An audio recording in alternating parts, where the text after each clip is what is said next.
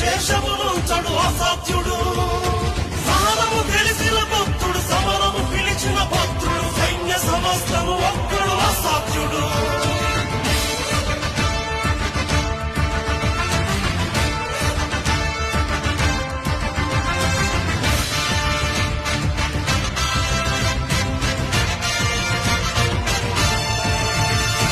సమయము స్థలమిక చూడడు కథనము అతనికి జడుకుడు శత్రు శిరస్సుల నదలడు అసాధ్యుడు